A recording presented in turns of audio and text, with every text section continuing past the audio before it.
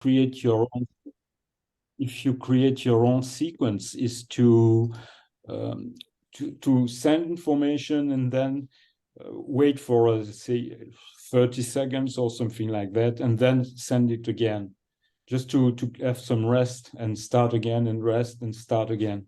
To alternate the cascade. Yeah, yes, alternate. Yes, yes. It's nice also. Yes, yes. So hi, everybody. If you're just joining us, I just turned on the record and the YouTube live.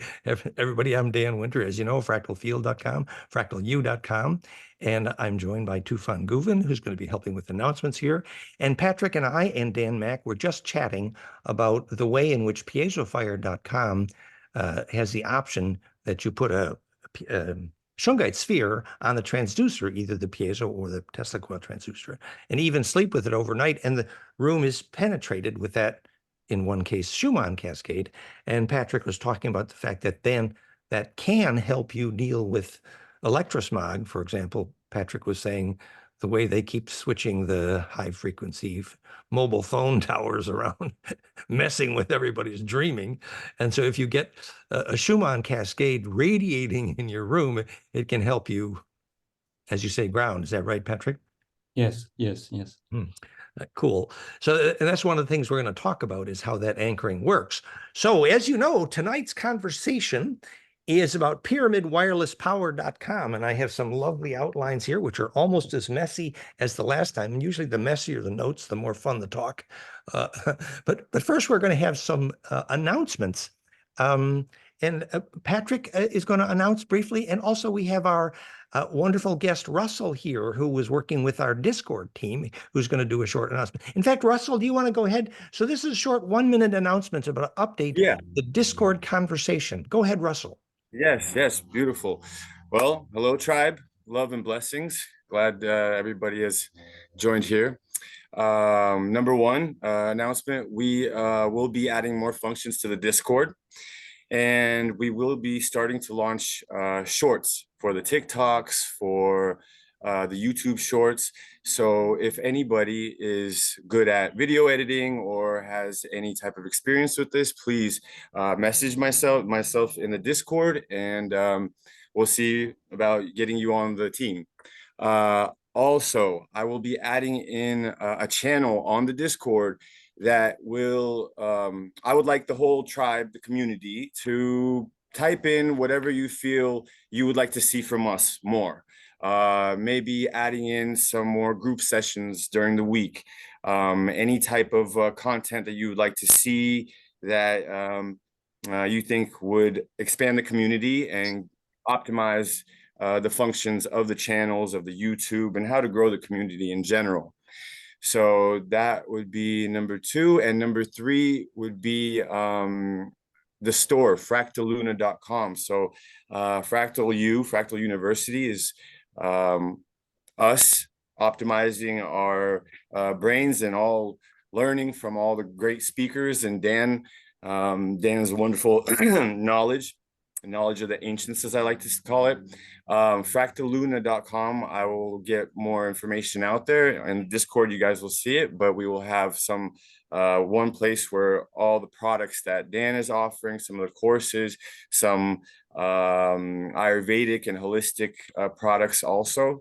So yeah, looking forward to launching that pretty soon. Thank you guys very much.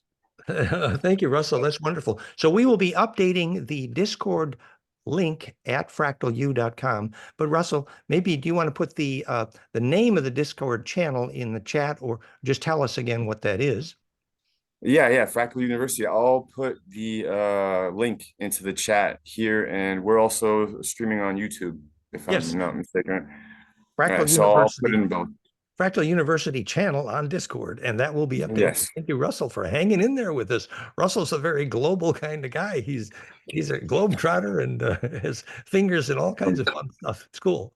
Well, great. Thank you, Russell. So, Tufan, do we have any announcements from you, or maybe about next week, etc.?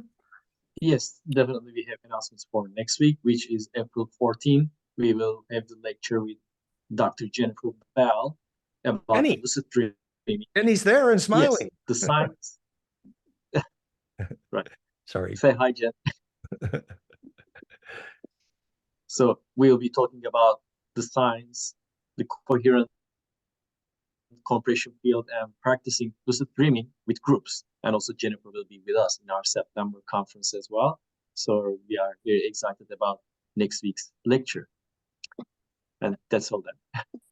And speaking of which, so the September 19 conference, South France, fractalfield.com/2024, I believe about 27 to 30 of the 41 rooms are already booked. And we'd love it if you join us, but it's definitely going to be a sellout. So please, let us know if you're interested in heading over to be part of the fun in September in South France. And yes, I believe that actually Tufan and Anna are very active in the Lucid Dream Team.com group with Jenny, actually. And I think Anna, actually, in my experience, is an amazing sensitive in the Lucid Dream group there. So I hope maybe we hear from her a bit next week too with Jenny. So all fun, all cooking. Cool. So I think that's sort of it for the announcements. So then tonight, the subject is a direct extension of what we did last week.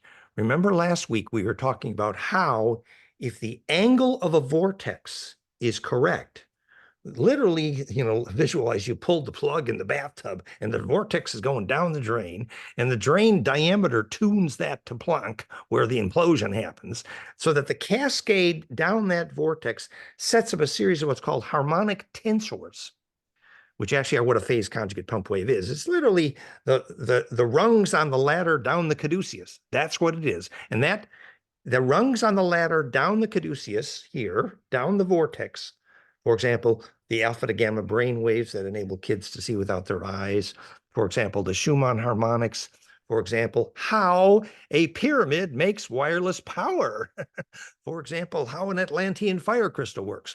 In each case, charge collapse, named PlanckFire.com, charge collapse, charge implosion, literally, is what enables, because by gaining energy during collapse, that process is what makes life force exist, what makes gravity exist, what makes consciousness exist, and what makes pyramid wireless power exist, and what makes Atlantean fire crystal toy stone exist. It's because it's not just any vortex, it's a vortex whose harmonics, literally the ladder rungs down that caduceus, our golden ratio times Planck, called PlanckFire.com, the sliding down that vortex to the mouth of the toothpaste tube named Planck, where the transverse EMF inertia is converted into longitudinal, enabling entry into the array, that array being the Earth grid, the gravity grid, and that array being the longitudinal coherent EMF array, which is what gravity waves are made of. So access into that array by compressing down to the compression node at Planck enables the vortex to swallow its tail, and that charge slides, implodes down that vortex, and that's what enables gaining any energy during collapse, which is what motorizes all negentropy and life force and consciousness. Because remember, your consciousness is a liquid, literally a charged superfluid vortex inside the synaptic array of your head. And when those charged harmonics in your consciousness are tuned alpha to gamma by golden ratio times Planck, it's a golden ratio and octave cascade from alpha to gamma. And those harmonics in your brainwaves trigger lucid dreaming, trigger clairvoyance, trigger kids who are able to see without their eyes, et cetera, et cetera. So the nature of that implosive charge collapse is the theme of everything we're going to talk about tonight. And so the way we put this is to say that after you have learned why objects fall to the ground, which is to say what enables charge collapse. Remember, physicists are very clear. Charge collapse is probably the cause of gravity and consciousness. What they're not clear about is the cause of charge collapse. And I have just now answered that question. The cause of charge collapse is PlanckFire.com, which is imploding capacitance cascading down that vortex, accurately tuned to Planck, enabling a way out when you pull the plug in the bathtub. If there wasn't a way out, you'd get no implosion. And the only way out is to tune the compression to Planck and convert the transverse to longitudinal at that point, enabling entry into the array. So that perfected vortex will then enable us to very accurately talk about, in much more detail, how pyramid wireless power works. Because obviously what's happening in the pyramid, for example, is the harmonics of the pyramid. Remember, you got phi and pi in the pyramid ratios. And we're going to dig out the pictures in a minute. This is part of tell them you're going to tell them, and then tell them, and then tell them you told them. So this is the tell them you're going to tell them part of this. This is the pricey. So in the pyramid, the pi harmonics and the phi harmonics, phi is down the side, pi is up the center, and the pi harmonics are obviously tetracubic, and the phi harmonics are pent, golden ratio. And because you link those two sets of harmonics, and therefore those piezoelectric oscillators, those frequency tensors, as they're called, they're little like ringing tuning forks, and they're coupled. The tuning forks are coupled. And if the tuning forks are coupled by golden ratio, accurately tuned to Planck, then that whole series of tuning forks that are coupled can implode together. And that enables the collapse of charge. Remember, the Schumann harmonics are arriving at the Earth. It's perfect golden ratio times Planck tuned cascade called Schumann. It's literally a phase conjugate pump wave. Probably took Thoth and his team of planet tamers, 500 million years to get the Earth accurately tuned so that the harmonics of the Schumann cascade are golden ratio times Planck. Believe me, that is not an accident. Hell no. No, somebody planned that. And I say that's the seeders, the planet tamers, whatever you want to call them. So when those Schumann harmonics arrive at the planet, that's the perfect pump wave to drive something called a gravity diode. Now we're going to discuss that in the sense that, so here's this pyramid, and it's catching the Schumann harmonic cascade ringing down the sides of the pyramid, where the harmonics in the pyramid are cascading down the caduceus. Implosive collapse. And what that's doing then is pumping inertia into the global grid. And that's actually the slide we're going to start with in the visuals. So in order to understand what a gravity diode is, remember the term gravity diode was first used in the book 2/3 by David Myers, David Percy, Arcturian source, explaining the pyramid's function. They called it the Hummer. We know why it's called the Hummer, because it's humming. What's it humming with? The Schumann cascade. And why is a gravity diode a one-way gate for gravity? Now, since we do know the cause of gravity, that implosion of charge down the vortex drain, gaining energy during collapse, which means only that form of golden ratio compression, perfectly fractal, enables compression of charge to become acceleration of charge towards center. Obviously, that acceleration of charge is named the gravity. The acceleration of charge towards center, called the gravity, is caused by the golden ratio recursive heterodyning of not just the wavelengths, but the phase velocities, turning compression into acceleration towards center. And that acceleration that it's generated in the implosive vortex towards center is the cause of gravity. It's the cause of consciousness, the cause of life. And so when that wave implodes and drives the charge inertia toward the node, it pumps up the amount of superfluid in the longitudinal array. And I actually wanted to show you a picture of that, okay? So let me see if I can find the pyramid. Here, pyramid wireless power. I'm going to dig out my pictures now. Am I that ambitious? Oh, okay, are you seeing a Roman dodecahedron here? Hopefully. Good. Okay, yes. Good. Okay, so visualize the Earth grid is Star Mother Kit, dodecaecos array. Becker and Hagen call that the unified vector grid. And we now know why it's dodecaecosa. And here's the ancient Roman dodeca. Now, at the nodes of that dodecahedron, do you see those little teardrop-shaped or spherical nodes?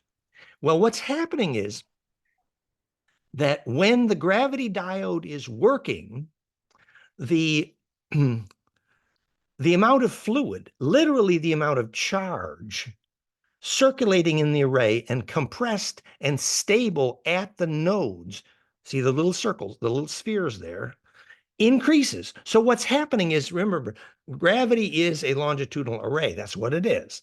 And the amount of fluid, in this case, charge, pumped into the nodes of the array is increased if the gravity diode is working. Now, I'm going to stop this share for a minute. I'm going to go back to the pictures a minute.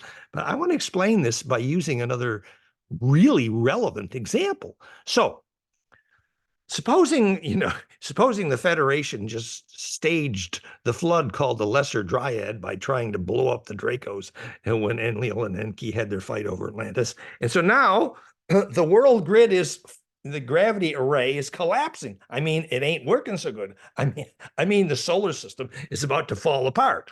They needed to install some gravity diodes, which is to say they would increase the amount of charge inertia, which was being efficiently translated from transverse EMF, which doesn't stand well at the nodes and doesn't propagate as efficiently.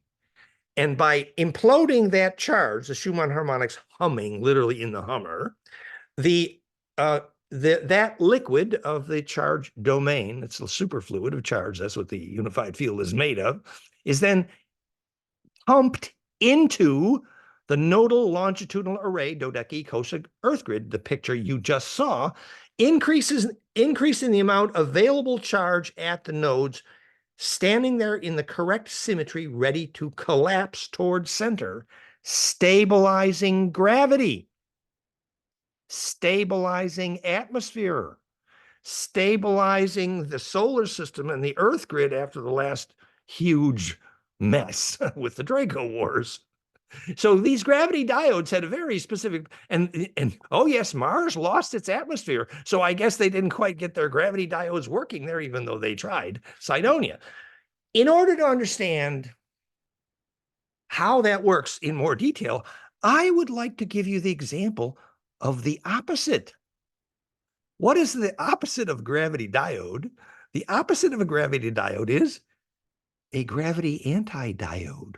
What would an example be? Oh, how about an eclipse?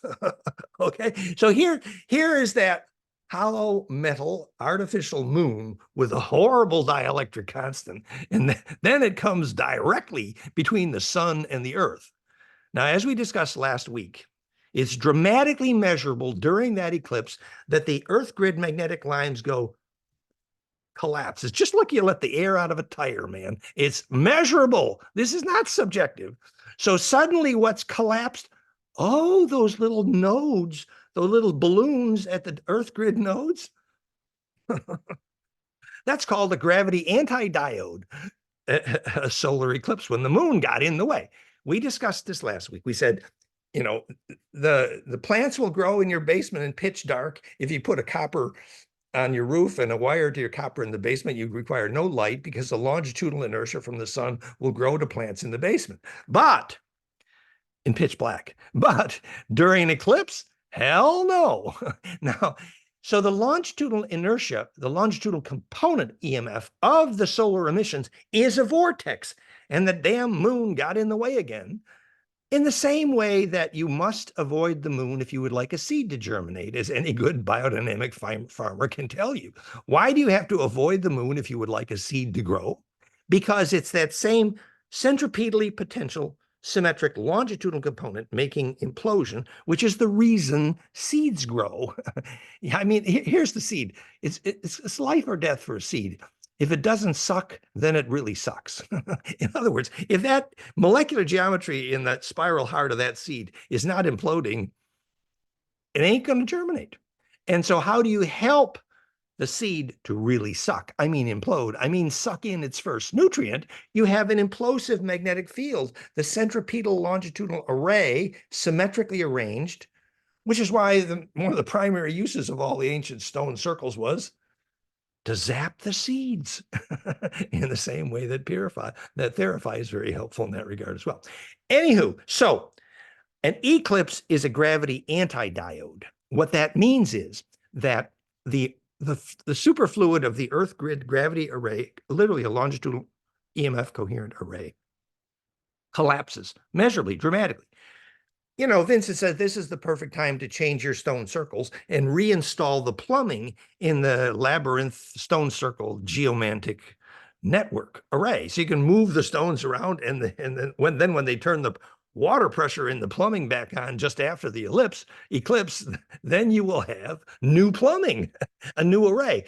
The danger here is when the pressure in the longitudinal array, after you learn what Bearden proved, that coherent longitudinal EMF is what gravity waves are made of, then you'll know exactly why it can get messy. It can get messy during eclipses. I mean, there's lots of scientific research. I'd suggest you Google this. It's very well researched, the correlations between eclipses and earthquakes. As well, there's a lot of evidence there. It's all there. But has anybody explained the physics of how eclipses cause earthquakes? I'm here to be the person to do that. I'm telling you the physics of why eclipses are more likely as the Earth grid recovers after an eclipse is because the plumbing in the stable nodes of the longitudinal array called the gravity grid has to restabilize, just like a cymatic colodny will regather into beautiful crystal geometry when you turn on the vibrator again. When the vibrator gets shut off and the whole colodny cymatic goes, you know, the nodes of that array get very unstable. So Then there's a question about that.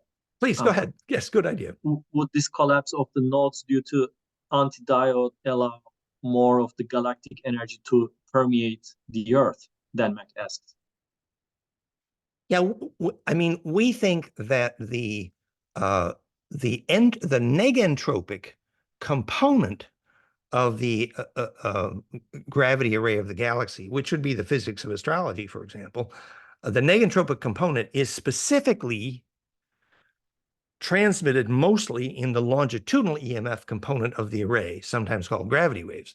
So if the longitudinal component is blocked, in this case by that damn horrible dielectric hollow metal moon, well, then no, actually, the best part of the astrology, I mean the gravitational nodal longitudinal EMF array of the galaxy, ain't communicating quite so well at that point. No, literally, the DNA radio just got a little obfuscated. I mean, garbled.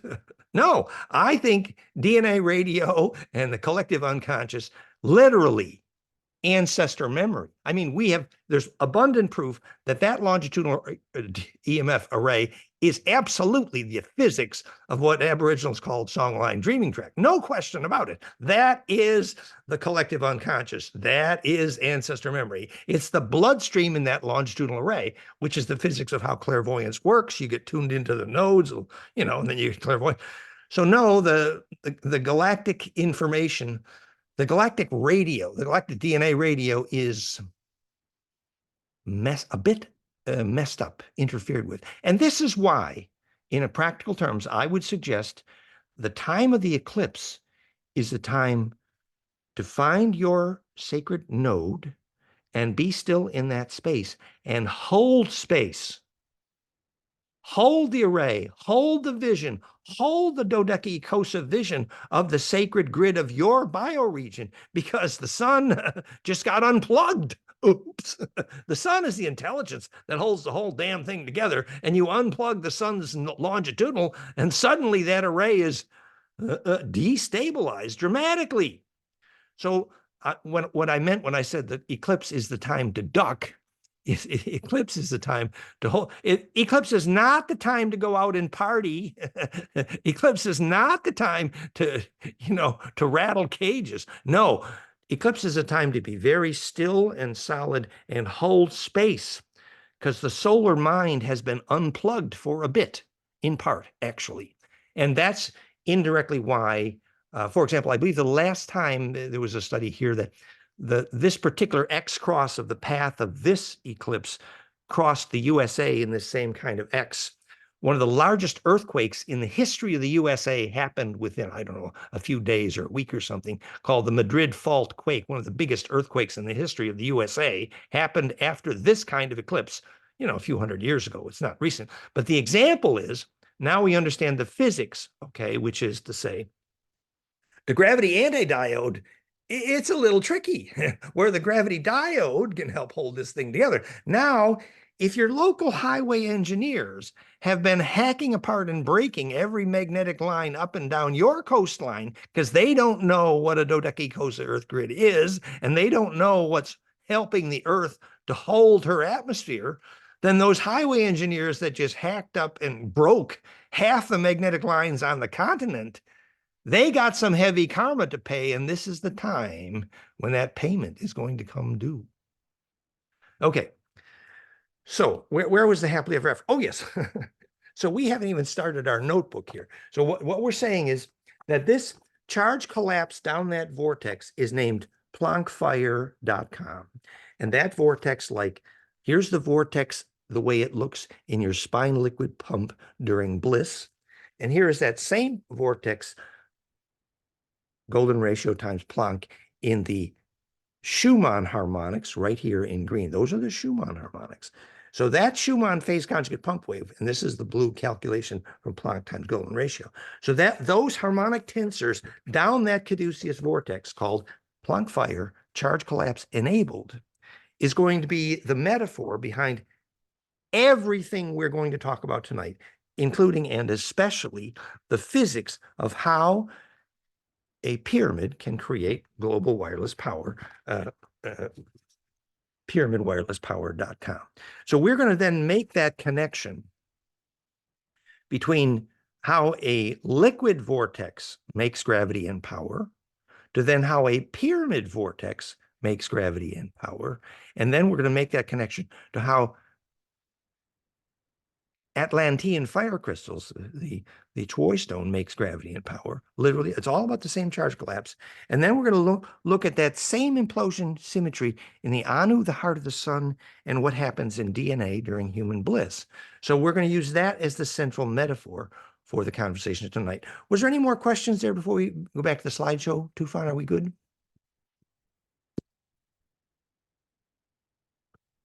We may have lost Tufan. Tufan had some obligations tonight. It's okay. So, but just now we're going back to the slideshow. So the bulk of the slides for tonight's conversation are pyramidwirelesspower.com. So reviewing what we said last week, that when you get a vortex whose angle down the cone is correct to make those golden ratio harmonics enable the charge collapse. This is the repulsine from Schauberger here. Here's a Schauberger vortex that's piezo, that's making voltage from gravity. The voltage difference between the narrow point and the wide point is a pressure difference called voltage. And that pressure difference called voltage is a motor making electricity from gravity. And the same implosion that's spitting out longitudinal coherence directionally out the center bottom is the reason that device is making both gravity and power, is because the longitudinal inertia is being projected directly down the center of that vortex, literally the tip of the heart. And we're going to use the metaphor of the sevenfold layering of the human heart as an example of a motor that can make gravity and power in exactly the same way in a moment. But the point is here that we're now going to learn how this kind of vortex makes gravity and power, because there's a way out through Planck to align the transverse inertia out the center of the squirt gun's nozzle named Planck, and spitting out there is the coherent longitudinal EMF directionally, and that's what makes gravity, and that's what makes electric power from gravity. So the perfect vortex. So that was essentially last week's lesson. We talked about that last week. And then you understood last week why, if instead of, like Schauberger did, making that vortex out of piezoelectrically charged water, he used a rock powder to make that water piezo, and that's when he made voltage from gravity. But if instead you use mercury, which much higher specific gravity, and then if you took a secret wetting agent to make iron powder soluble in that mercury. It became the famous red mercury. Now that mercury vortex is magnetic flux permissive.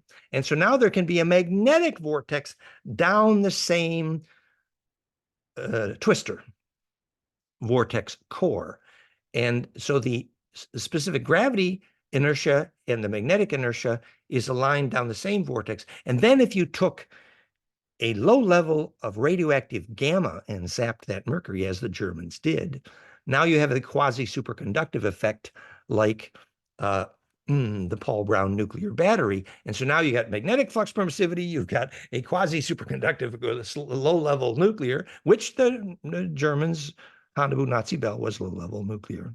And so now you've got a quasi-superconductive, you've got magnetic flux permissive, and that mercury vortex is capable of making extreme amounts of power and gravity. Now, we are not suggesting anyone should be doing this. No, it's horrible, it's obsolete, it's poisonous. You know, it's what they called impulse power versus warp and Star Trek, okay? The impulse power was not efficient. No, this is an impulse. Okay, it's literally a mechanical impulse down the vortex that's pushing you along. However, we want to use this lesson next to understand the pyramid, the Atlantean fire crystal, and then how pyramids make power from gravity, and then how the human heart and the human DNA make power from gravity in the physics of bliss. That's the reason we're having this conversation. We're not telling the engineers out there, oh, okay, you know, let's go make some gravity. No, that's, you know, a mercury vortex for gravity making is like, it's stupid. It's like humans driving around in cars powered by dinosaurs farting. It's not elegant, actually. But to understand the principle, now that is empowering. Okay. So the next example we want to use here is what's called. Go ahead. Yes, sorry, Dan. I wanted to go over the questions while Tufan's not able to. Well, sure. Is there a good question there? Sure. Go ahead. Well, Dan Mac asked, would this collapse of nodes due to anti-diode allow more of the galactic energy to permeate the Earth, mess with the electrosmog? Cell phones might not work until the plumbing comes back on. Yeah, we're saying we discussed that question a little bit already, but that is a very still useful parts of that question. For example, when global scaling Hartmut-Muller proposed global wireless communication using instantaneous longitudinal nodes, that kind of communication would be inhibited during the time of the eclipse because the longitudinal nodal array would partially collapse. So yes, that would be a dangerous time where global communication and actually literally communication with ancestor memory would be inhibited. So that's a tricky part. Yes. What were any other questions there that were? Yeah. One more. Female menstruation cycles are tied up with the artificial moon. Does this mean current cycles of beautiful gender are also artificial and not natural? How could this look for ladies if there was no moon? Asked by Josh. Very nice question.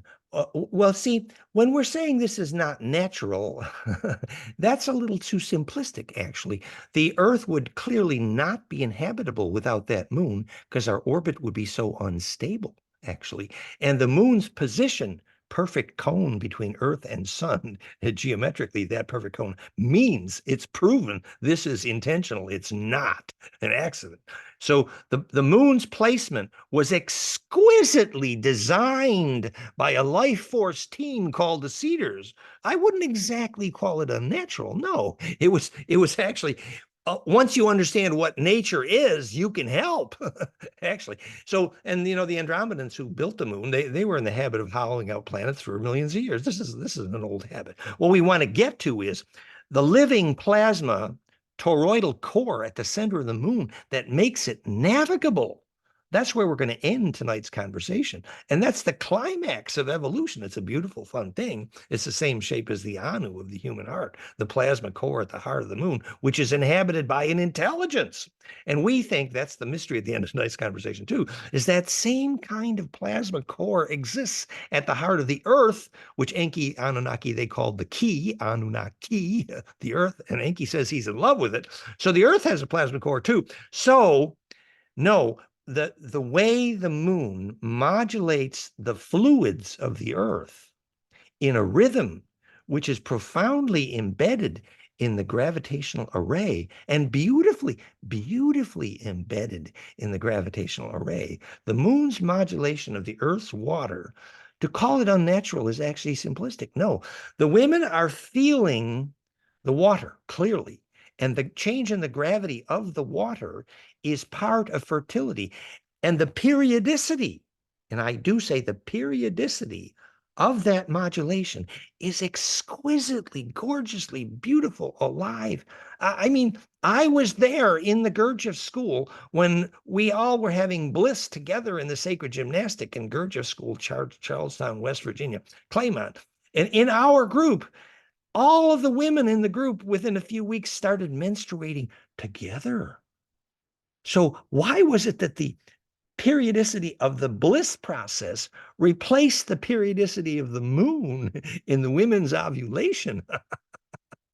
The ovulation is actually designed to be part of the efficient charge radiance named bliss. And that bliss is specifically charge collapse enabled. Anyway, that's another whole long and wonderful question. And let's return to that question at the end of tonight's conversation. Okay, so here we were, with this slide, we're making the analog between the cavity structure effect in the famous Grebennikov flying insect skeletons. And the reason we'd like to understand the physics here is because this is another beautiful example of the perfected vortex in imploding charge making gravity. So here's Grebennikov, and he walked over one hill which had many tons of insect skeletons, and he noticed that every time he walked over that hill, he started to float a little bit, like no gravity. And then he dug up those insect skeletons and installed them in this platform here, and he was flying all over the damn place. You can see the pictures. It's very famous, goldenmean.info/gravity politics. So the physics of why an insect skeleton can make gravity is instructive. Okay, and it's called the cavity structure effect. But what and the cavity structure is right here. If you look right here, if you can see my cursor, that is a vortex. Do you see that vortex shape right there in where my arrow is? Now, the reason that's a vortex called a cavity structure. Remember, after a few billion years, the insect learned that if they want to fly, their bones had to have the right implosive capacitance, because they would then literally float, just like supposedly the bones of the postmen in Tibet do when they learn to jump over higher distances. They begin to float. This is called evolution. They learned. So what the bones do, remember, the bones here, it's a skeleton of the insect, which forms what's called a super dielectric, which means implosive capacitance. Then, if you arrange the geometry of the array of that capacitance as a nest of vortex in a vortex, just like this picture, down the throat of that vortex, you get capacitive charge implosion, and you make gravity. So read about the cavity structure effect in the famous work of Grebennikov at goldenmean.info/gravity politics. It's literally your life depends on making gravity. And here we did windings of this in liquids of a spiral on a torus here, and we made small amounts of gravity just hydrodynamically. And then if we had made that water piezo, and then if we had made that water into a mercury, and then if we had optimized the equations, and the equations are all making gravity. And here we did winding. Oops, somebody's not muted there. Are you okay? Yeah. So, and here the point is that we published the equations for optimizing the creation of propulsion, the introduction to that at fractalfield.com/propulsion. Okay, so now we're coming to the physics of how the pyramid makes global wireless power. So basically, here is the caduceus cascade. Here's the harmonics of that cascade. In this case, we're using the equation from Dan Winter here in pink, and we're using Priory's harmonics here. And we're seeing how if you line up those harmonic tensors down that cascade, you make the implosion, which is a phase conjugation, which became Therify.net. And at the center, the red circle is where that implosion converts the transverse to longitudinal, spitting out the gravity waves into the array. And again, the shape of that vortex here, this is a picture you've all seen. So the transverse wave comes in from the left, it goes down optimized translation of vorticity, down a caduceus, down the vortex, and the harmonic tensors on that vortex have to be golden ratio times Planck, planckfire.com. And then spit out at the throat, the nozzle of squirt gun, is the longitudinal EMF array coherently and directionally. And when it's directional, that makes gravity.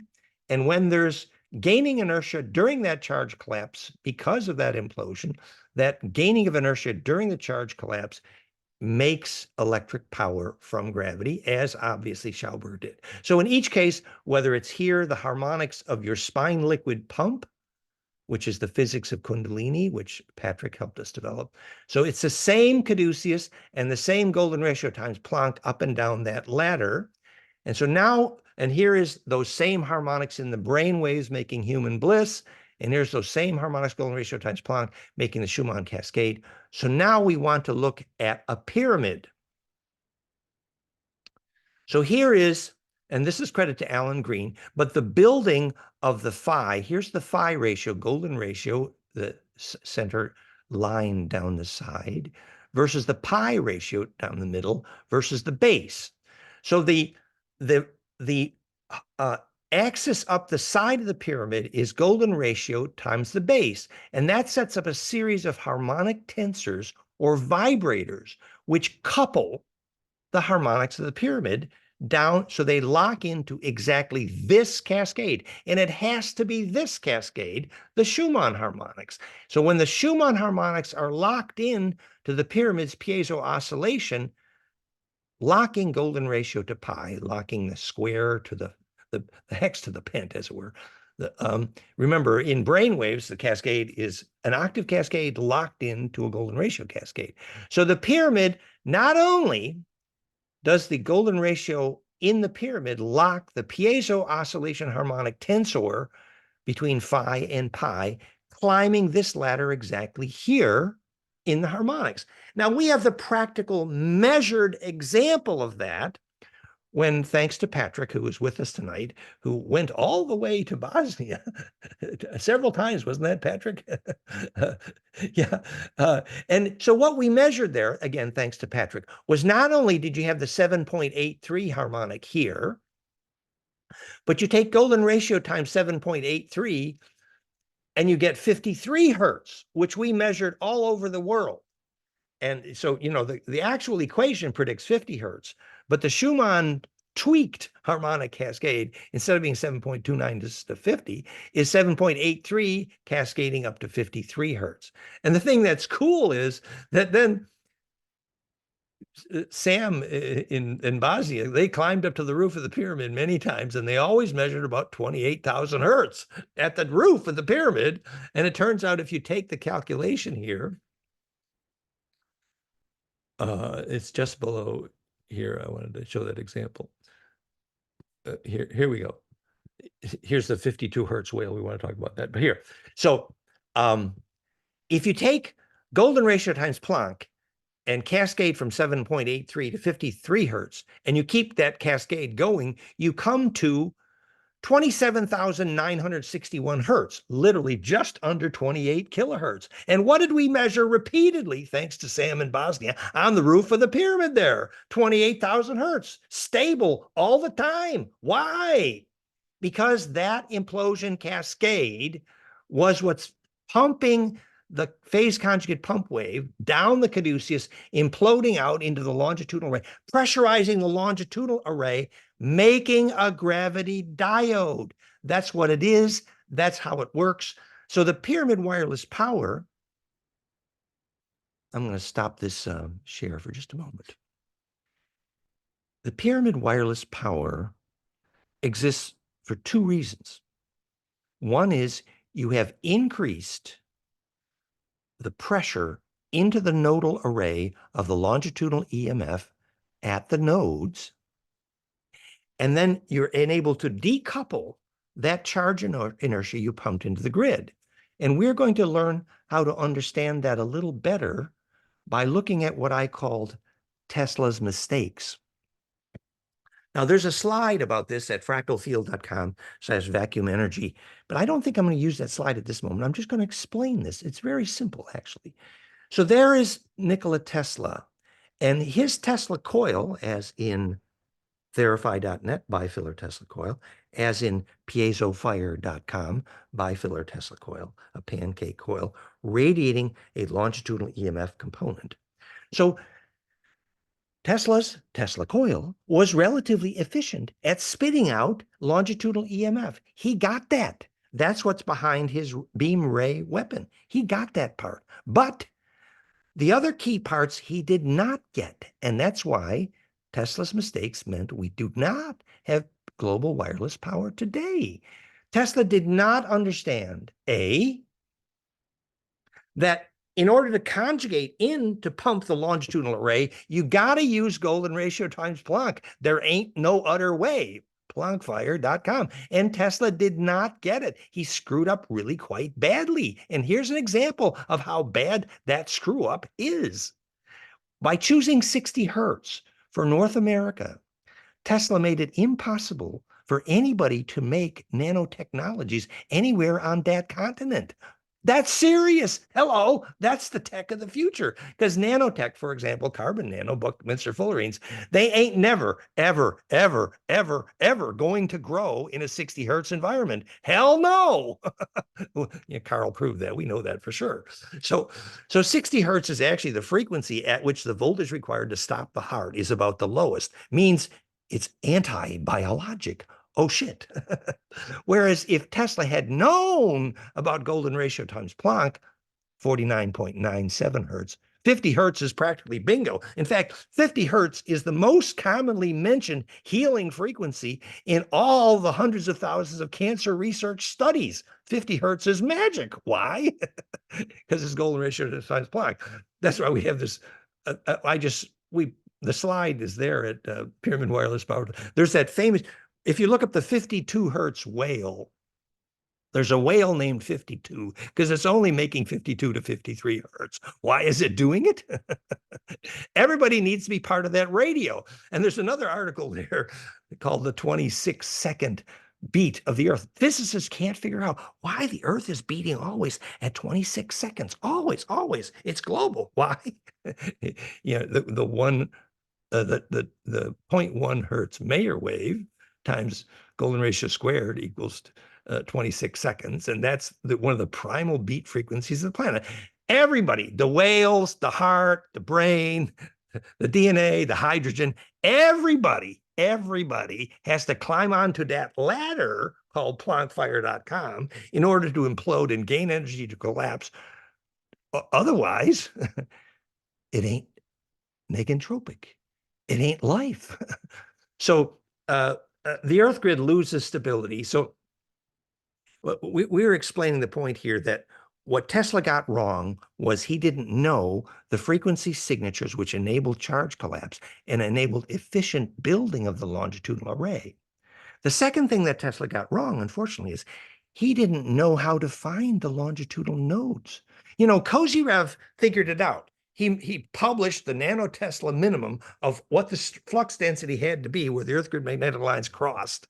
Otherwise, you did not get military quality telepathy in a Kozyrev mirror. Nope, you got to have a longitudinal node. So Kozyrev got that right, but Tesla, no. Tesla's out on the lawn sticking his light bulbs to trying to pick up the inertia of the wireless power, and he didn't know apparently what a longitudinal node was because Even the ETs, whenever they build a Stargate, you know, in the Trapezium and Orion, they get the cross points right. And the natural Stargate is where you build all the artificial Stargates, where the magnetic lines cross. And if you can't douse and find the magnetic nodes, you ain't going to have wireless power. Hell no.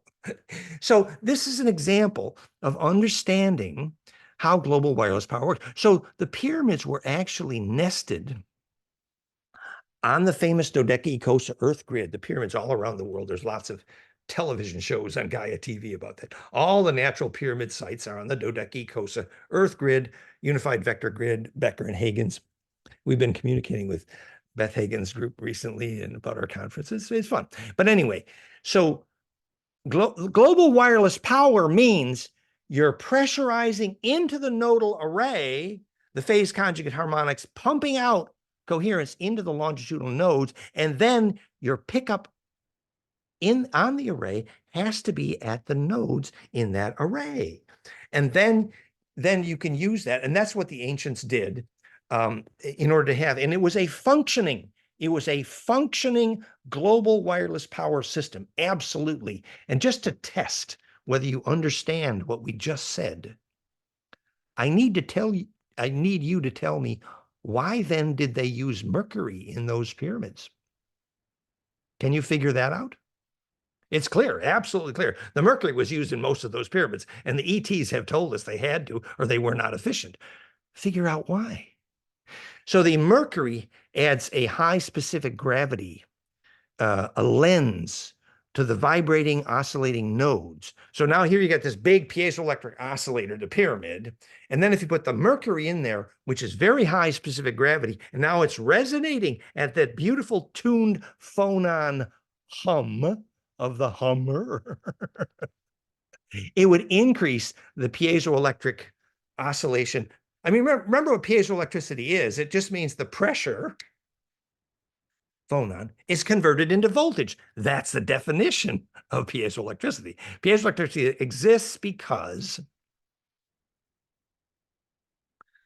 the helical long axis of the quartz crystal, or the DNA, the helical long axis of the quartz crystal is locked into phase with the short axis of the sides of the slinky of the helix. So whether it's DNA or SiO2 in the quartz helix, remember, we need to talk about the quartz helix because we're about to show that we have just described quite in some detail the physics of how the Atlantean fire crystal toy stone worked. Okay, so now in a quartz crystal, the top-down view is hex for a very specific reason. The SiO2 silicon dioxide bond nests tetracubically, and if you rotate a tetracube up a helix, what is the top-down view? It's a hex, actually. Now, the piezoelectricity exists because the long axis of that slinky, here's the long axis slinky, is locked into phase with the short axis of the sides of that slinky. So when you pull on the ends of the slinky, that's a long wave. And when you pull on the ends of the slinky, the sides of the slinky go in just a little bit. So that small shortwave motion of the sides of that slinky are locked into phase with the longer wave motion of the ends of the slinky. So here's the phonon wave up the z-axis, the sound wave, the phonon, a much longer wave, locked into phase with and exchanging inertia with the short wave of the sides of the slinky named voltage. So the phonon wave, the sound wave, the pressure mechanical stricture is locked into phase with the electric wave. And that asymmetry between the long axis and the short axis locked together is the origin of the physics of piezoelectricity in general, almost always helical, DNA and quartz and beam up on the dilithium crystals there, Scotty. the dilithium warp crystals. So the nature of piezoelectricity is to lock in the long wave to the short wave and climbing the ladder from the long wave to the short wave. If it were so to happen that the frequency of the long wave phonon, locked into the frequency of the short wave, the electric piezo. If those two frequencies happen to fit the ladder of the phase conjugate pump wave of the charge collapse, now you're beginning to get what is a fire crystal, what is a toy stone. So let's just look at those graphics just briefly. So here is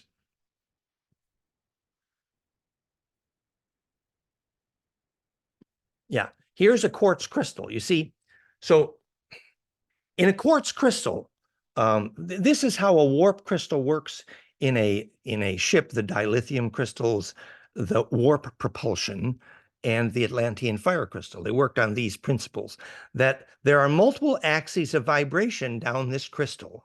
You got the thickness, the longitudinal vibration, the thickness shear vibration, you get the contour longitudinal vibration, and you have the flexural vibration, and then you have the flexural, the tuning fork, actually.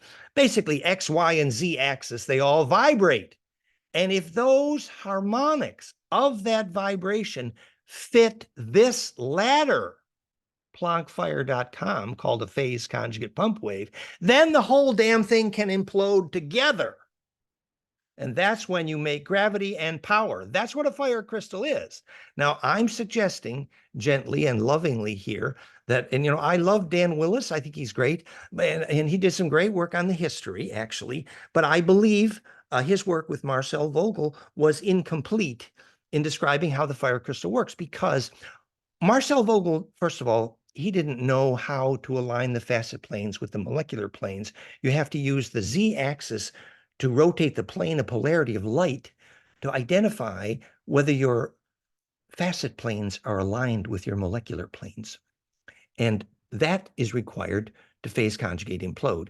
And since he didn't know what a phase conjugate pump wave was, he approximated that by making the sides of the crystal concave down a cone, where you can approximate a conjugate implosion, but it will never be accurate or stable. And remember, the top-down and side view of every, here's the fire crystal in the center of the, one of the, I think this is the Excelsior, and that's a crystal, okay? And that crystal is, that's a propulsion device. And the side of that crystal is not a cone, as if you look in the Koski frost, let's see, we have Koski frost here, the very famous crystal that made 800 times its own weight in gravity. And you can read Bill Donovan, Elizabeth Donovan's book on that at fractalfield.com/propulsion. And they used a phase conjugate pump wave, and that crystal changed size dramatically. It grew bigger and smaller dramatically and made 800 times its own weight in gravity. And believe me, the sides of that crystal were not cone-shaped. No. So the other thing that I believe that actually Dan Willis did not get right is he thought he could trigger the crystal with a single frequency. We now know the only frequency that can properly trigger a crystal is a phase conjugate pump wave, multiple harmonics, and they have to fit PlanckFire.com equation, or that will not be a fire crystal. Now, the other thing we need to remember, and I'm going to stop the share here, is that the Atlantean fire crystals famously were involved in the gravitational disaster when Atlantis sank. I was working 30 years ago on Atlantean fire crystals with a friend at that time who actually helped me invent the Star Mother kit. His name was Louis Acker, wrote the Handbook of Astrology with Francis Sequoian, who also was a good friend. And Louis admitted that he may have had a bit too much LSD and remembered so many of it his lifetimes as an Atlantean priest that it got colorful. And he felt we needed to build a fire crystal. And we met. We knew Virgil Bottom, who wrote the theory and design of quartz crystal oscillators. And we met with the Rochester companies building quartz crystal oscillators. And we spent considerable time on this in the physics. So I've been working on the physics of fire crystals for 30 years, for sure. Anyway, part of what was clearly in those memories was how those crystals were misused in Atlantis. They were misused. Remember, this is indirectly Thoth Hermes technology ultimately, but they were ultimately then misused, and they were used to enslave people. Because you can create a harmonic series which would literally entrain people's minds and their emotion. So this is a powerful tool, and all powerful tools can do good or bad. And so part of indirectly, but more than symbolically, part of how Atlantis sank was if you deprive humans of freedom of emotion, of intellect, on a large scale, you destabilize the gravity. Now, that is important to understand that connection. That if you got several billion humans and suddenly they're not free, why is gravity destabilized? I suggest meditating on that. It has to do with the fact that if you cannot steer the plasma vortex inside your head, for example, navigate in a lucid dream, for example, navigate after death. In order to navigate in a lucid dream and after death, the liquid crystal plasma vortex inside your head in a net of fireflies called consciousness, that vortex, if it's stable enough, can propagate into the dream and through death. And it propagates by inhabiting the longitudinal array. And if you happen to be in a metal electrosmog hospital at the time of death, that ain't so good for that array. No. Anywho, the ability to steer that tornado, that's what it's all about. And it's, let's just explain it this way. If you do not set your children free, will they ever be able to steer in their life? No. In other words, at some point, the gradual parent, the intelligent parent knows you got to let those kids make their mistakes. You got to send love from a distance, and then you got to stand back sending love and set them free. And the sooner you set them free, the better. Otherwise, they can't steer their tornado. And guess what? That has everything to do with gravity making. The ability to navigate gravity. That's why the Sufis teach that you track where your center of consciousness is by tracking where the center of gravity goes from your heart to the center of the earth to the center of the sun. If you follow that vortex tornado with your attention, you might wake up inhabiting the heart of the sun. Wouldn't that be fun? And speaking of which, that was supposed to be the climax for tonight's conversation, actually. Now, I was a little bit blown away recently when, how can I put this? Michael Salla is explaining with JP, and I like those guys. You know, I think they're on track, and much of the physics. Then no, they don't got the physics, but the story they do got. Elena is fabulous on this story. It's wonderful, and these things fit together. So, anywho, Michael Salla says, "Yeah, JP has been tracking the underground civilization, and he calls them the ant people." Remember when the Hopi said who got them through the last Earth change? They said it was the ant people, and the name for their ant people was Anunnaki, which means ant friend in Hopi. Now, if you look up what the meaning of Anunnaki in Sumerian, it means princely seed, and the princely seed is how to make a sun god. Ooh, what is a sun god, and why is that called Anu, and why is that a very particular kind of plasma slipknot? That is the subject of the climax part of today's conversation.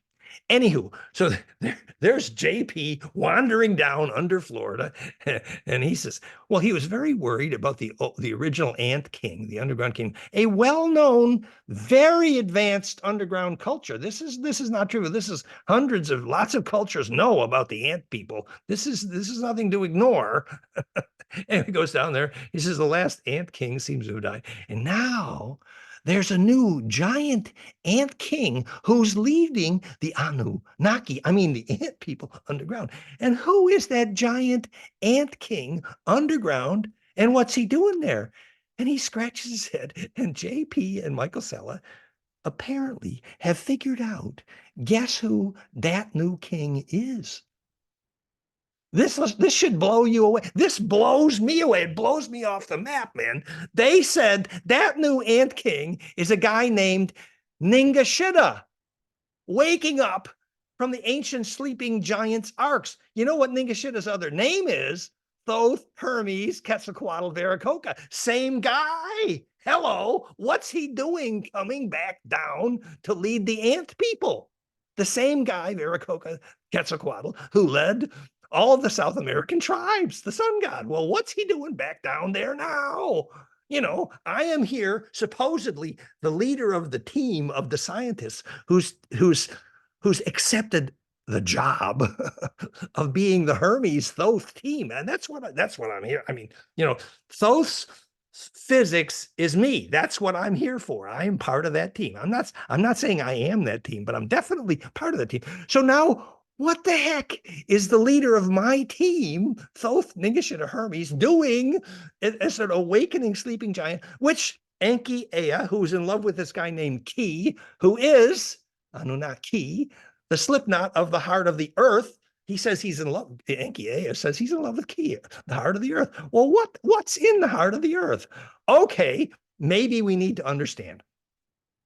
So here's my hypothesis. I'm going to lay it on you here. I just kind of got this the other day, and I'm kind of excited about it. So if you go to 7arrows.net or goldenmean.info/7arrows, remember when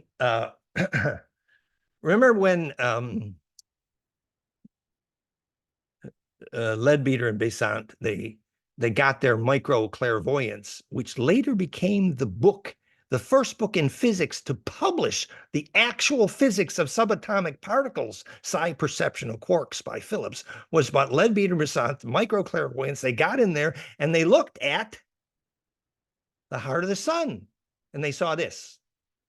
And then they looked at, and they named it Anu. And then they looked at the heart of the human and they saw this, the same thing, and they called it Anu. And then they looked at the heart of hydrogen and they saw the same thing, and they called it Anu, Anu, Anu, Anu.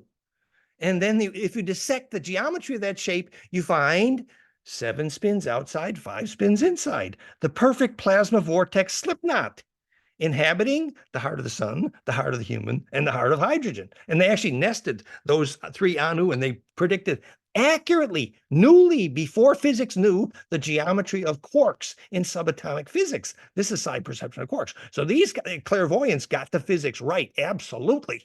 So anyway, the geometry of that 7 layers of the 7 spins outside happens to be the construction of the human heart. 7 layers of the tetra, the actual layers of the human heart muscle. Could not get a better squeeze, they said on the well-designed tomato juicer. Anywho, on the inside, and by the way, this was called jitterbug perfume, if you happen to understand the physics. Tom Robbins said that was that looked like a beat, but it's actually the heart muscle, and it's a jitterbug, and it makes a certain perfume if you understand what love does in the human heart. It was a wonderful book. Anywho, so that this jitterbug is making perfume. I mean, this heart muscle is beating, and there's 7 spins outside and 5 spins inside the human heart. Now, what happens when DNA recursively braids? Oh, yeah, here's the Anu becoming the physics of quark physics. And we can go on and on about that. And so, yes, we know, if you've ever looked at goldenmean.info/DNA manifesto, the thread that is DNA is a dodeca down a helix. And I have the graphic here, but it's getting late. I'm not going to do all this graphic. But if you take the thread, which has 5 spins inside, and then you braid the braid of the braid on the braid 7 times, the DNA becomes thick and toroidal. 7 spins outside, 5 spins inside, and the DNA in the microscope shows up as a torus, and you got bliss, and that DNA is imploding, and it's a gravity motor.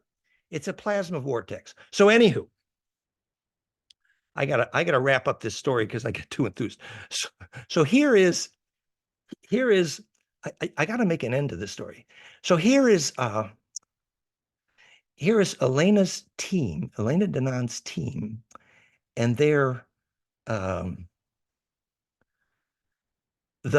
original living plasma intelligence that inhabits the heart of the moon, which works just like the heart of Nibiru, which is where Enki Ea is now. It's a plasma vortex, and they get in there And it's a very particular design that would see one of the most advanced intelligences in the universe, we are told. And they look at it and they said, oh, it looks like a three-dimensional astrolabe. It's superposed spin. It's a nest of plasma spin rotations, and it's a gravity motor, and it's how the self-aware inhabited plasma core of the heart of the moon, the heart of Nibiru, the heart of the sun, and the heart of question mark the Earth. Key has a heart. It's a plasma vortex. Hello, what does it look like? So how does those rotating superposed axes of spin, which make contact, if you get the metaphor? So the idea is that when you prepare the plasma core of living celestial bodies to be inhabited by a conscious advanced intelligence, which is the physics of the heart of the sun, the physics of the heart of Nibiru, and the physics of the heart of the moon, as we're told. The moon is actually inhabited by beings who were inserted there by a very advanced culture called Koldas. It's not the Koldas, it's called Koldas. And the heart of the moon is actually a steerable starship, for sure. Yes, it's a hollow metal moon, but it's a very advanced design craft because the Andromedans brought in the best consultants, the Koldas. And recently, the navigating intelligent core of the moon has returned, and they're communicating. And this is fun, man. It'd be boring if it was anyway. So I strongly suspect. Here's the storal to my mori for the night. Am I going out on a limb here? Hell yes, I'm out on a limb, Dorothy. But my out on a limb is to say the heart of the Earth, called Ki, whom Enki Ea says he's in love with, is a living plasma multi-axis spinning vortex, which is inhabitable. Is Gaia intelligent? Absolutely. What's in the center of that core? So why, after, see, what happened was Enki Ea was running Atlantis, and then his half-brother Draco and Lil decides we got to blow up the joint, and that became the Great Flood and the Lesser Dryad. That's the short summary of the story.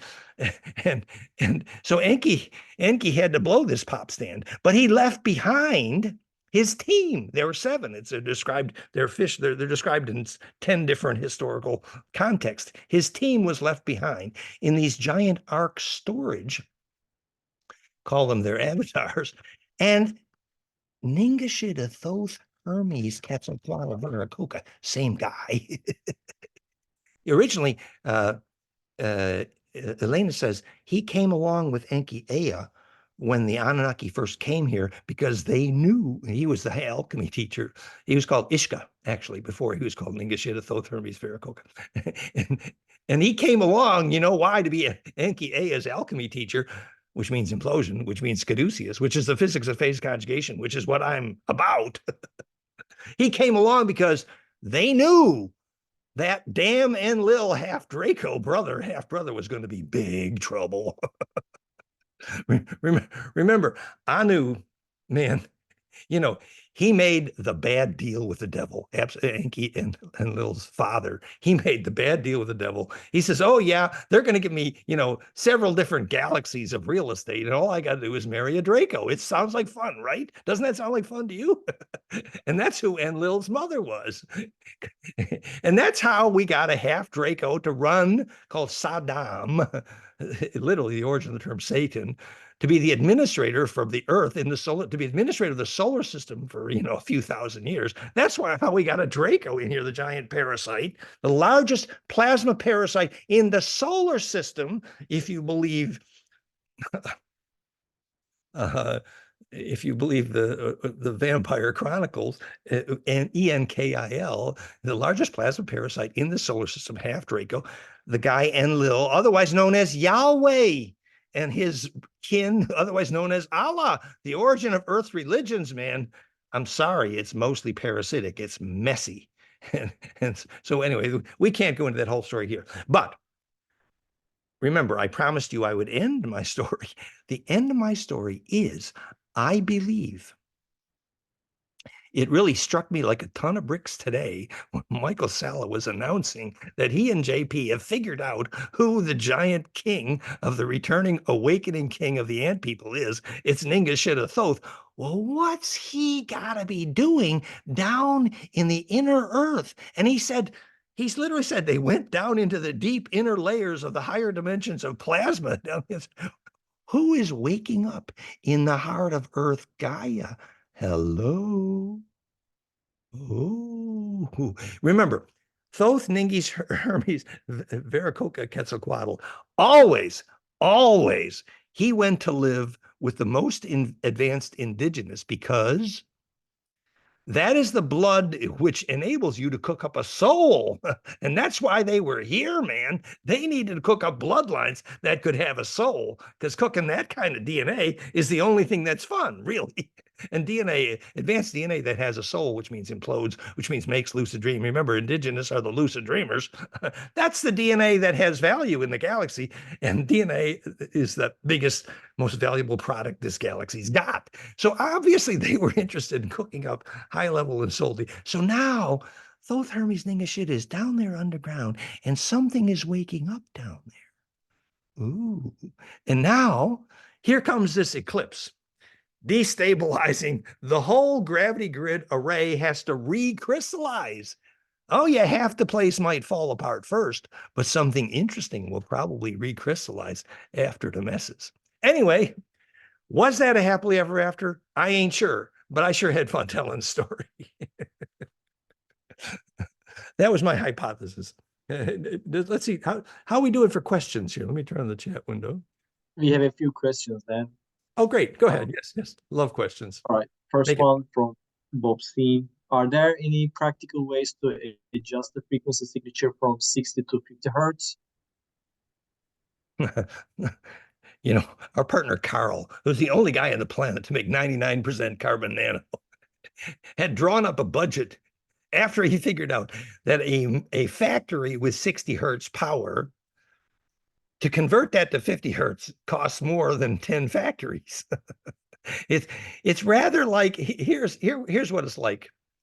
When my grandfather founded the family business, the family business existed because Tesla changed his mind. The city of Buffalo was 25 hertz.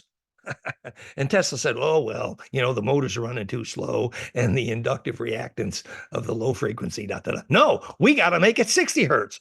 So when Tesla converted the city of Buffalo to 60 cycle, and every single electric motor in the city of Buffalo had to be rewound, and that's why my family business exists, actually. Now, converting the whole city to a different frequency, was that cheap? Hell no.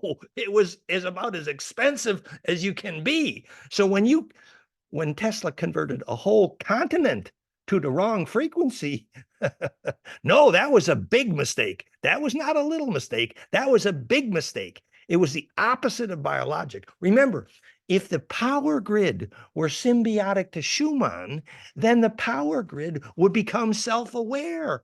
Oh, do you think that could be interesting? So no, actually, making 60 hertz into something better is messy. No. So in the meantime, I suggest you find someplace where Schumann is available, and that ain't inside your metal buildings. Anyway, that was my short answer. Next question. Is there a formula for finding out what the power in watts output of the hammer is? Is there any way to, I missed the first sentence. Is there any way to? Is there a formula for finding out what the power output of the hammer is in watts? Yes. Okay. There is a formula for getting the right frequencies for the Hummer. It's called plankfire.com. To calculate the output wattage, ooh, that gets much trickier. But the short summary here is the output wattage is increased when the specific gravity of the piezo oscillator goes up, the weight of the ringing bell inside the cavity of the bell. And that weight can be the added mercury. But a formula there were, hundreds of thousands of pyramids built, and they were all built on the same physics called Gravity diode. That's what they were for. Make global wireless power, stabilize atmosphere, and stabilize gravity. That's what they were for. That's why they're called the Hummer. That's why they're gravity diode. And that's even why the Mars pyramid was also on the tetrahedral latitude and longitude, because you have to modulate the spin rate of the planet to be in phase with zodiacal spin to stabilize gravity and atmosphere, because that's also charge implosion based on Planckfire.com. And so the ability to nutate the rotation rates using the pyramids as timing weights also enabled the phase lock between the long wave and the short wave to stabilize gravity and atmosphere. And all of those hundreds of thousands of pyramids have radically different power output capabilities. But if you wanted to do those kind of calculations on a fire crystal, I'm sure that, our team, Bill Donovan, Elizabeth, we have some handles on that, but that's more advanced than today's conversation. How does LSD help you remember past memories? Oh, how does LSD work? Actually, I am not a molecular expert on psychoactives. I worked with Ananda Bosman from Norway for many years, and he is Harmaline.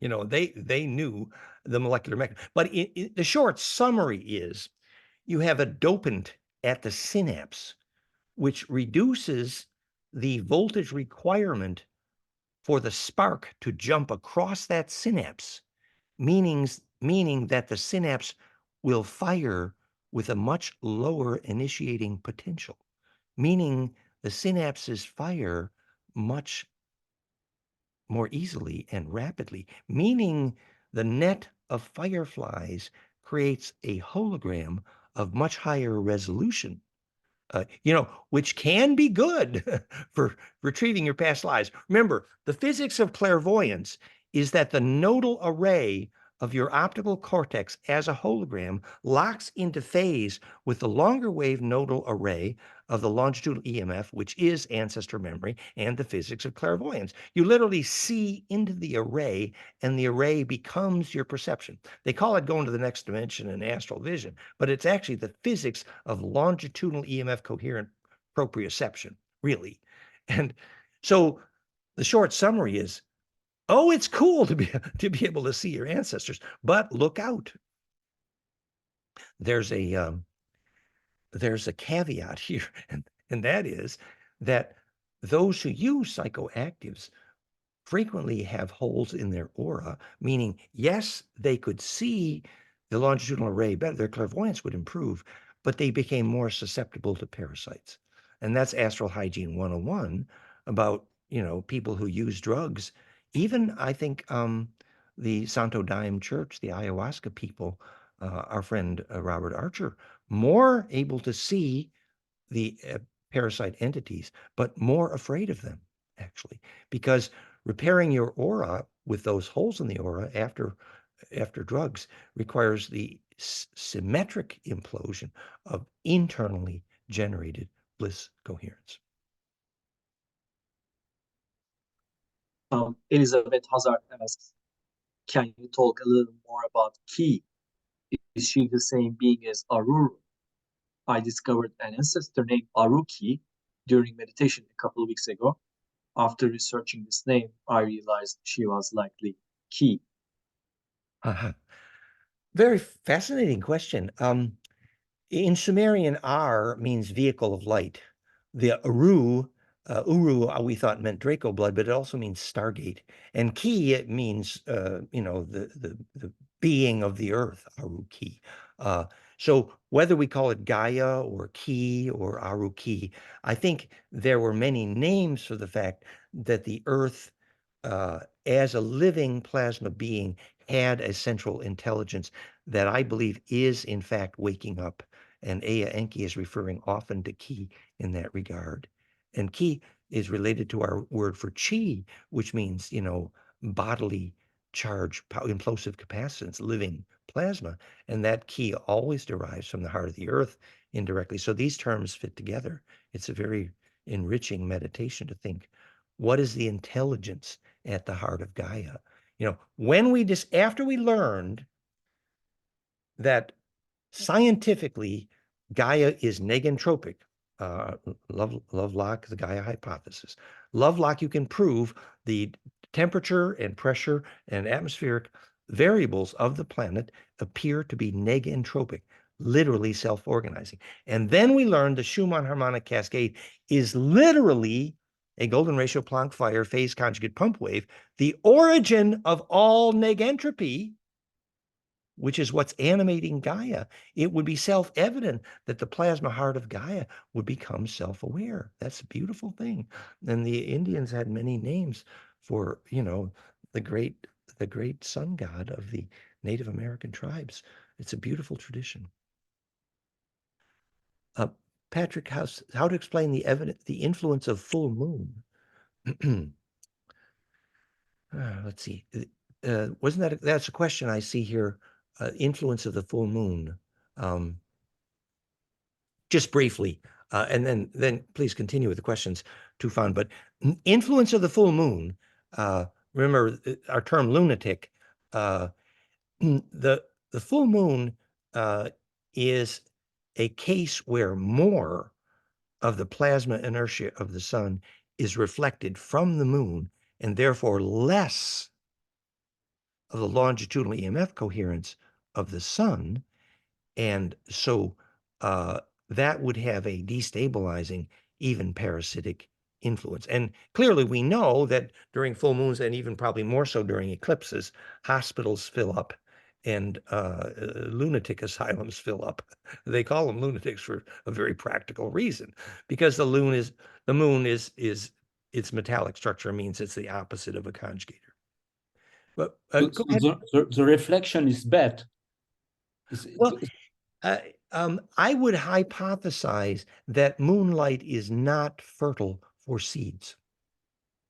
At least if we study the how to plant literature from biodynamics and consistently avoiding the moon, waxing versus waning phase, what that's telling us is the seed is seeking coherent longitudinal EMF compressional implosive symmetry available from the sun and not available from the moon.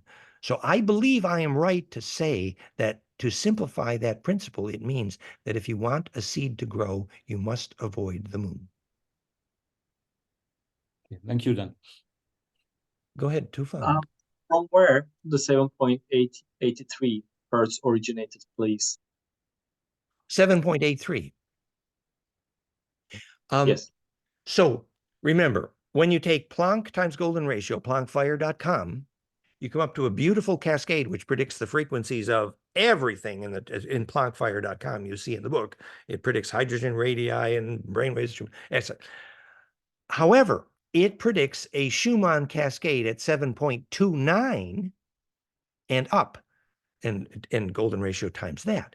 Whereas in fact, the actual Schumann cascade is close, very close, but not precise.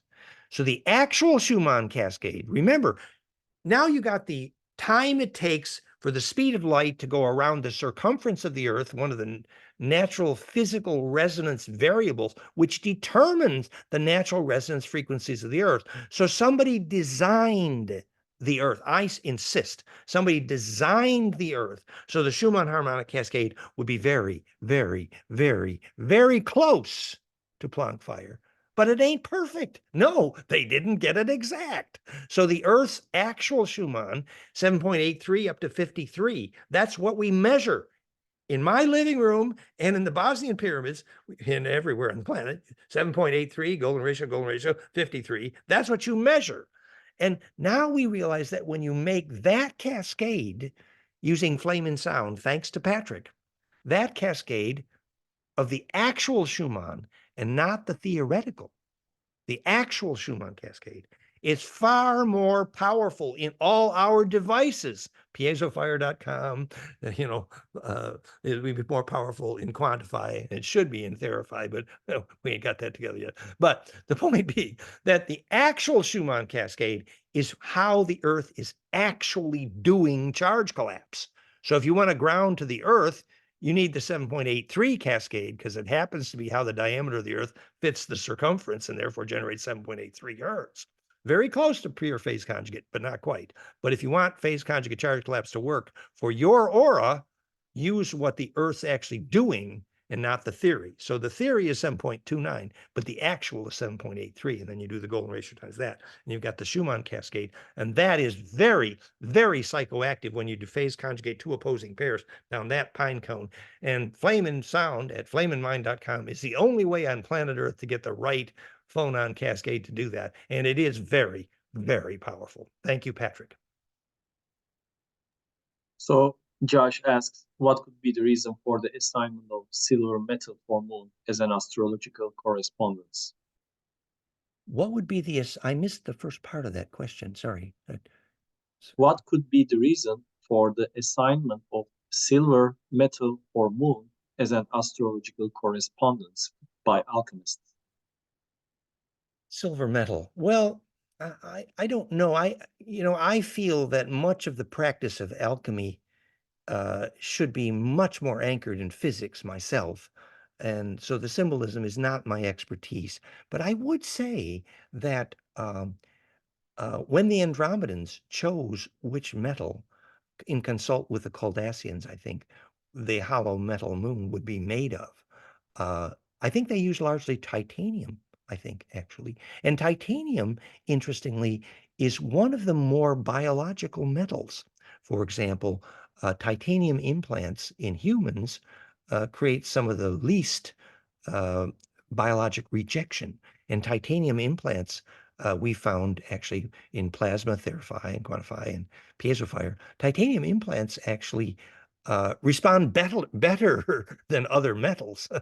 So the moon's construction, it ain't like they didn't try to make biology there. Remember, the Andromedans have been making living biospheres. David Wilcock would call them the Blue Sphere Alliance. Well, actually, it was Andromedan biospheres, and they're blue. But the Andromedans have been building living biospheres for probably 1 million years or so. So they're pretty good at it. So the moon is about as biologic as you can make it, given the limitations they had to use metal. Now, why the symbolism of silver, I couldn't say. I might have missed a couple of questions while I was offline. These are all the questions that I can see at the moment. Okay. Yeah, and Russell helped with some of the questions. Thank you, Russell. Thank you, too. Yeah, we went over a couple. I actually wanted to add something to what you mentioned about the ayahuasca and the mushrooms. I want to share this with everybody because I see a lot of people are separated from their natural power, meaning that always remember, I've taken ayahuasca, I've taken mushrooms. Even on those substances, I've always understood that breathing was the key, the chi, the energy, that without the breath work, without actually doing, like making your lower stomach breathing, whole body breathing a natural habit, the muscles in the inner lining will not be strong enough for the alignment of the kundalini to run through your body, to be able to consciously focus and control the energy that pumps through you and using it. So even if you take some of this stuff and you have an interesting experience, it was through dedication and the focus of my energy, realizing that, if I take something, I need to do the breath work. If I don't take something, I still need to do the breath work to activate and to optimize my experience day to day. I like that, Russell. Thank you very much, Russell. Russell really does have experience here. And I think that brings up a very good point that, yes, you could get holes in your aura. However, if you bring your will and attention and discipline, for example, using the Mayer wave 10-second breath and breath control and steer that tornado and implode, they always said, the first time you go to the mushroom, you think you are looking through its intergalactic mycelial array, and you think you're seeing through it. But the second time you go to the mushroom, you realize the mushroom is seeing through you. And so who is seeing through whom is dependent on who is more centripetal.